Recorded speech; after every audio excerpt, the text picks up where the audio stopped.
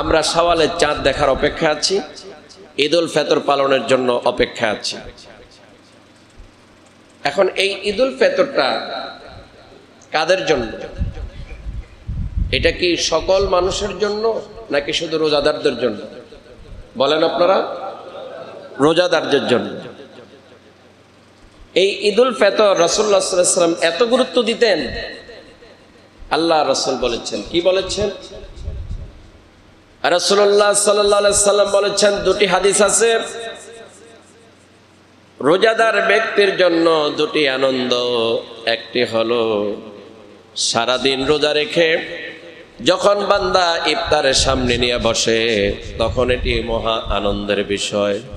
আরেকটা হলো কঠিন কিয়ামতের ময়দানে যেদিন বান্দাকে আল্লাহ রাব্বুল আলামিন হাসরের ময়দানে দাঁড় করাবে, ওই দিন রোজাদারদের আল্লাহ রাব্বুল আলামিনের সাক্ষাতের সময় হলো আরেকটা আনন্দ। সুবহানাল্লাহ। আরেকটি আনন্দ হলো আল্লাহর সাথে সাক্ষাৎ করা।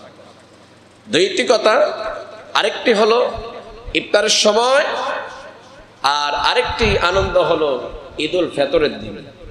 ঈদুল ফিতরের দিন। এখন এই ঈদুল ফিতর হচ্ছে সকল রোজাদারদের জন্য। এখানে কোনো বেরোজদারি দিতে পারবে না, যে রোজা রাখে না তার জন্য ঈদুল ফিতর জায়েজ নেই।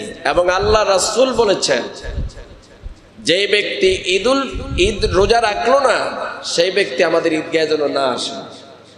সে ঘৃণিত ব্যক্তি, সে দূষিত ব্যক্তি, তার মধ্যে দুর্গন্ধ ছড়ায়, কারণ সে আল্লাহ দ্রোহী। তার শরীরে শক্তি ছিল, সামর্থ্য ছিল, রোজা রাখতে পারত, তারপরও সে রোজা ভঙ্গ করেছে। এই জন্য আল্লাহর কাছে সে নিকৃষ্ট ব্যক্তি।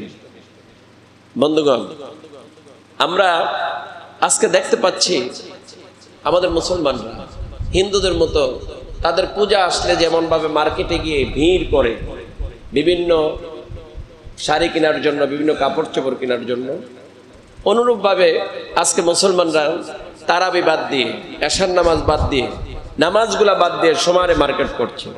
অথচ প্রত্যেকটি মুসলমানের দায়িত্ব হলো ঈদুল ফিতরের অপেক্ষায় থাকা, যে আমি যে রোজা রেখেছি ওদিন আমার রবের সাথে আমি সাক্ষাৎ করব, আমার আল্লাহর সাথে আমি সাক্ষাৎ করব, এই প্রস্তুতি নেওয়া।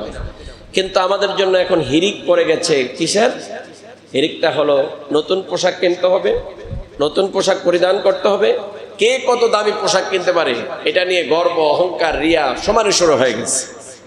এই জন্য মুসলমানরা ধ্বংস হয়ে যাচ্ছে, মুসলমানরা শেষ হয়ে যাচ্ছে।